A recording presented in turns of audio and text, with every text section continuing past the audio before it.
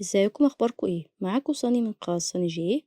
والنهارده هعرض لكم قصة ذهاب لأطمئن على صديقي الجزء الأول. أتمنى انكم تستمتعوا بالفيديو. يلا بينا نبدأ الفيديو. قصة الجرو وولفي. حلم الحرية والصداقة. في أحد محلات الحيوانات الأليفة كان هناك جرو صغير يعيش داخل قفص ضيق. كان جروا لطيفا وذكيا، لكنه كان يشعر بالوحدة والملل. كل يوم كان ينظر من خلف القضبان إلى الشارع، يتمنى أن يأتي أحدهم ويأخذه معه إلى بيت دافئ حيث يجد صديقا يحبه ويرافقه. الجرو كان يتوق للحرية، لحياة يلعب فيها في المروج الخضراء تحت ضوء الشمس الذهبية. كان يحلم بأن يركض بحرية ويشعر بنسمات الهواء الطلق، لكنه كان محصورا داخل القفص، لا يستطيع سوى الانتظار والتمهل. وفي يوم مشمس جاء ولد طيب إلى المحل. رأى الجرو وهو جالس هادئا، فقرر أن يشتريه كهدية لأخيه الصغير الذي يحتفل بعيد ميلاده العاشر. حمل الولد الجرو في صندوق مزين بعناية ووضعه فيه ليأخذه إلى المنزل. كانت رحلة الجرو داخل الصندوق ضيقة ومظلمة، لكنه ظل صبورا منتظرا لحظة الخروج واللقاء مع عائلته الجديدة. وعندما وصلوا إلى منزل الجد والجدة، وضع الصبي الصغير الجرو داخل علبة هدايا مزينة بفتحات تهوية، وقال له إنه سيكتشف مفاجأة كبيرة قريبا.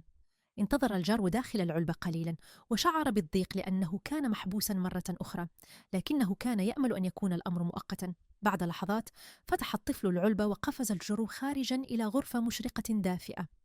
وجد نفسه بين عائلة تحيط به بالحب والاهتمام. كان هناك كعكة عيد ميلاد والعديد من الألوان والابتسامات التي جعلت الجو مبهجا. أصبح الجرو جزءا من العائلة، وأعطوه اسم وولفي لأنه يشبه الذئب في مظهره. كان ويلفي سعيدا جدا بهذه العائلة الجديدة التي أحبته واعتنت به، وأصبح يلعب مع الأطفال ويشاركهم لحظاتهم السعيدة. مرت السنوات وكبر وولفي. كان يعيش أياما مليئة بالفرح واللعب، لكنه في يوم من الأيام شعر بالحزن عندما اضطر صديقه المقرب باسم إلى الرحيل للجامعة. لم يعد باسم إلى المنزل كل يوم كما كان من قبل، وبدأ ويلفي ينتظر عودته عند باب البيت.